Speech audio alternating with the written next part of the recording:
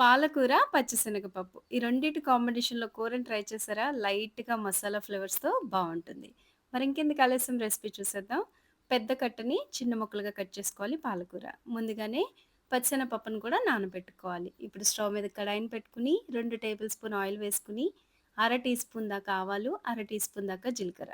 కొంచెం లైట్‌గా చిటపటలాడిన తర్వాత చిన్న ముక్కలుగా కట్ చేసిన ఒక పెద్ద సైజు ఉల్లిపాయను వేసుకొని, కొద్దిగా కరివేపాకు, పచ్చిమిర్చిని కూడా వేసి ఉల్లిపాయలు బ్రౌన్ కలర్‌కి టర్న్ అవ్వనివ్వండి.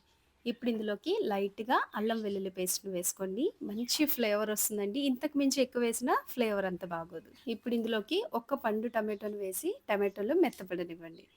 ఇప్పుడు ఇందులోకి ముందుగా నానబెట్టి పెట్టుకున్న పచ్చిశనగపప్పును కూడా వేసి, పచ్చిశనగపప్పు ఈ ఆయిల్‌లో కొంచెం సేపు వేగనివ్వండి. అప్పుడు పప్పు అనేది కొంచెం బిరుసుదనం వచ్చి కూర రుచి అనేది బావుంటుంది. పప్పుగా తగులుతూ ఉంటుంది.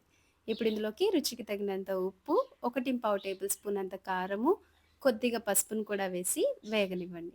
ఈ పప్పు కొంచెం సాఫ్ట్ అయిన తర్వాత కట్ చేసి పెట్టుకున్న పాలకూరను కూడా వేసి మంచిగా వేగనివ్వండి.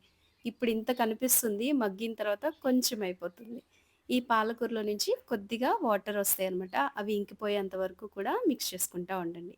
ఇప్పుడు ఇందులోకి ఒక హాఫ్ టీ గ్లాసుడంత వాటర్‌ని పోసి మూత పెట్టి ఒక 5 నిమిషాల పాటు మీడియం ఫ్లేమ్‌లో పెట్టి ఉడికించారంటే కూర ఆయిల్ పైకి తేలి కూర అనేది రెడీ అయిపోతుంది. ఉప్పు ఎక్కువ వేసేయబాకండి. పాలకూరలో కొంచెం ఉప్పు అనేది ఉంటుంది. ఇప్పుడు లాస్ట్‌లో కొద్దిగా ధనియాల పొడి వేసినంత గరం మసాలా. ఫ్లేవర్ అసలు చాలా బావుంటుందండి. తెలిసి తెలియనట్టుగా.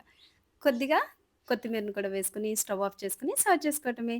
చాలా చాలా అమోఘంగా ఉంటుందండి. కూర ఒకసారి ట్రై చేసేయండి. రైస్‌లో బావుంటుంది. చపాతీలో బావుంటుంది. మరి మీరు ట్రై చేసిన తర్వాత కామెంట్ చేయటం మాత్రం మర్చిపోమాకండి.